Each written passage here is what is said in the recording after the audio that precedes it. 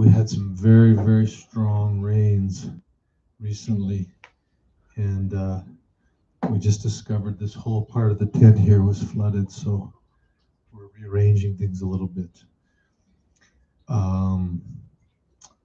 Hopefully everybody's doing well. We'll continue our contemplation of change of heart. And we're in the section on the meditation or the contemplation concerning mind and meditation. The mind is like a television remote control. If we know how to change channels, we can change the picture. Cyclic existence, from birth to death, to the intermediate state, and then to birth again, goes on continuously for every being. Some have short, some have long lives, some happy, and some sad. But throughout all of these experiences, mind's true nature never changes. Yet, its essential purity and our failure to recognize it exist simultaneously. Just as the impurities in gold ore exist simultaneously with the gold. If we identify with the seeming truth of the ore, we find ourselves in this dream of samsara. But by refining the ore, we reveal the gold, which in this case is our true nature. We do that through meditation, training the mind, and bringing the mind back repeatedly to a state of virtue and relaxation. With diligent practice, we can reveal our inherent wisdom. This is the only way to break free of the vice-like grip of ignorance, which gives rise to all obscurations and ultimately all suffering.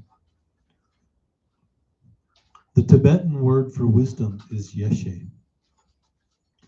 Ye means timeless, pristine, and primordial. She means knowing. So we can understand yeshe as meaning knowing mind's nature. This wisdom does not usually come suddenly or quickly, however. Step by step, we gain a greater understanding of absolute truth. First, we listen with an open mind to spiritual teachings and to new ideas. At this point, more than acquiring knowing, we are removing the not knowing. After hearing the teachings again and again, we begin to develop a new perspective. This is called the wisdom that comes from listening to the teachings, but this is only the beginning. We then use our intellect to contemplate what we have listened to. We identify our doubts, ask questions, and reflect on the answers. If we don't go through this process, trying to meditate is like attempting to sew with a two-pointed needle. But once we make the effort, we will be entirely clear as to why and how to meditate. Then we can meditate one-pointedly. Extensive reflection gives rise to what is called the wisdom that comes from contemplating the teachings. This wisdom resolves doubts, removes ignorance, and diminishes confusion. However, we still need to go further. It is possible to forget what we have contemplated unless we fully integrate our theoretical understanding into our mind and our hearts. The insight we gain while sitting on our meditation cushion can be difficult to access when we are in, for example, rush hour traffic, or in situations of stress or conflict. That process of assimilation happens through repeated and profound meditation. We can understand intellectually that ignorance, attachment, and aversion prevent us from perceiving our intrinsic perfection. But mere understanding will not produce the direct realization of that perfection.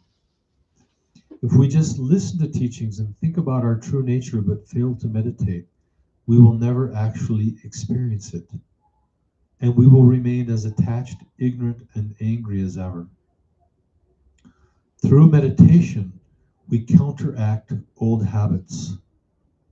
The tightly rolled paper that we take out of the closet after many years gradually assumes its natural state when we roll it backward, place big rocks on the corners, or iron it flat. What we have heard becomes more obvious to us, and we develop a genuine experience of the truth of the teachings. This increases our faith and diligence, which in turn makes us want to practice even more, which also further increases our faith and diligence, creating a positive cycle. This threefold process of exposure to the teachings, contemplating the teachings, and meditating deeply on the teachings enables us to transform negativity, awaken wisdom, and reveal mind's positive qualities. Then, when difficult situations arise in our efforts to serve others, we will be prepared to act appropriately. This example that Rinpoche describes here about a rolled up piece of paper, it was one of his favorite examples to give when he was talking about how meditation practice works. Is he would take a piece of paper and he would roll it in one direction and he would say, this is how the habitual tendencies of our minds are right now. And even if we have a moment of clarity where all of a sudden all those habitual habits are appeased for a brief moment, the tendency is when you let go of the paper, it rolls back up again. So it's very easy that our habitual patterns and our bad habits come back. So he said that process of practice, we're actually reversing the paper and rolling the paper in the opposite direction,